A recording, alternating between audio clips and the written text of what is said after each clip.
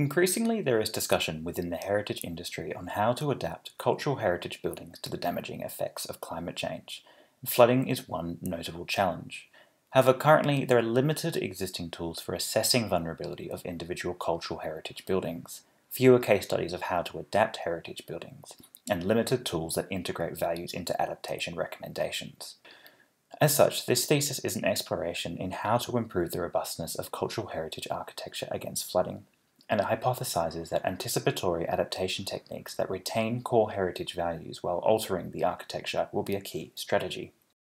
Prior to a disruptive event such as a flood, a building has a desirable range of functionality. As a disruptive event occurs, there may be a reduction in its functionality, and if this moves beyond an acceptable range, the building is then considered vulnerable. Robustness, on the other hand, is essentially the opposite of vulnerability, and is a system's ability to maintain that defined range of functionality. And given the increasingly damaging effects of climate change on heritage, a key strategy to mitigate damage is to preemptively improve building robustness before flooding occurs. Now, adapting cultural heritage starts a conversation on the conflict between ends and means. Without adaptation, a building is vulnerable but in its original state. Conversely, improving robustness inherently modernizes and alters the building. As such, there's a recognition that heritage needs to shift from a traditional preservationist paradigm that maintains a static form to one that continuously adapts and transforms, while capturing the core intangible heritage values. Doing so involves a deeper understanding of the core values being preserved. Improving robustness will ensure a building and its heritage values survive, yet there is still a point where these alterations outweigh the benefits gained. And so the key to this process is subjectively striking that balance. With these considerations in mind, a heritage flood adaptation tool was developed. Overall, the tool firstly involves a building survey, followed by an opportunity for user groups, such as asset owners, community groups, and consultants, to express qualitative concerns like what types of design changes are appropriate. A risk assessment for each building is then performed to help identify high-risk buildings, followed by recommended adaptation actions that best meet the user needs and improve robustness. The tool's methodology adopts the 6-step structured decision-making process, which is an established process that integrates participants' values in adaptation planning through balancing both technical and value-based information.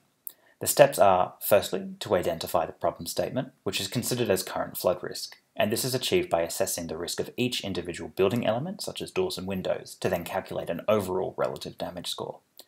Secondly, values and objectives of the user group are integrated by weighting 4 key criteria: design, robustness, difficulty, and usability. Design and use preferences are also inserted into the tool here. Thirdly, a series of adaptation actions are developed, which are grouped under strategies of barriers, elevation, dry-proofing, wet-proofing, and combinations of these. Fourth, the performance of each adaptation action against the 4 criteria are assessed. And then 5, each adaptation action's performance is calculated by combining those weightings from step 2 with the scores from step 4, and then adaptation actions are ranked.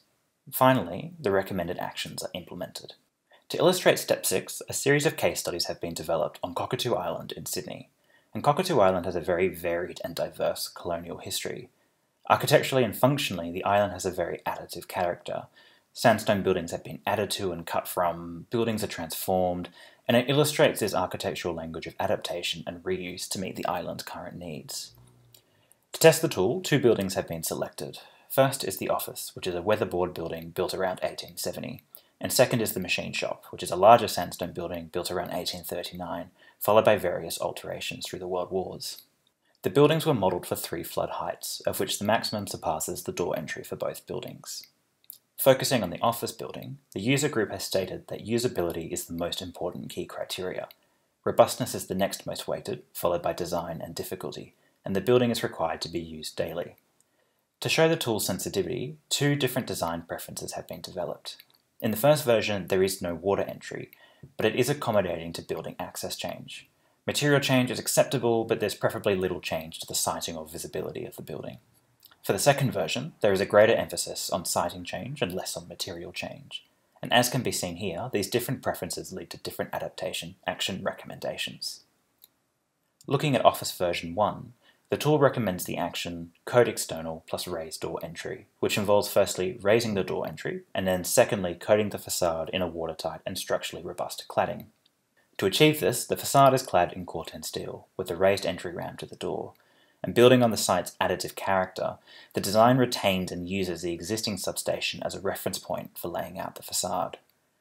The facade is designed with a Corten steel finish, with layers of steel and concrete behind to provide both the robustness and structural integrity required, and the Corten steel wraps around the building, emulating the existing weatherboard panels.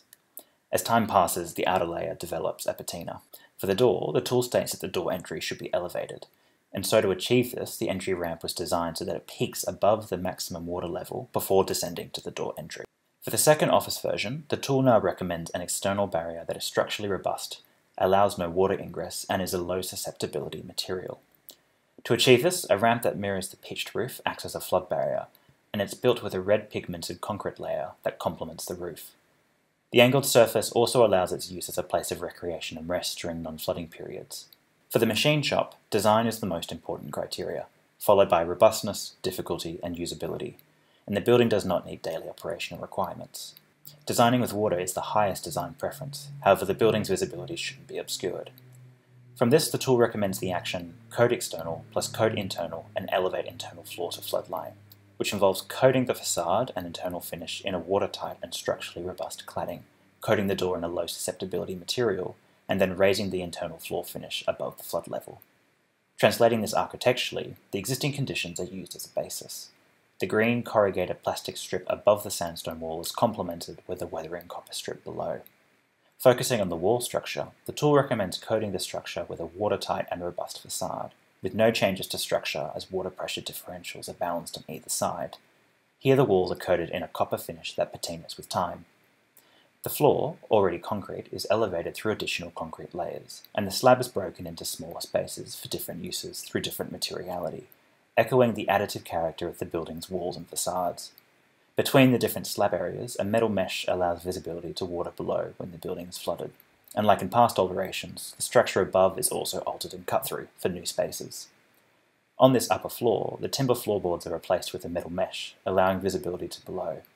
And the ground floor profile is also echoed above, now in a mesh to contrast the concrete beneath. Finally, while the door is not required to stop ingress, it should be made from a low susceptibility material. And here it's coated in a resin material that continues with the scalloped copper facade, picking up geometries from the building.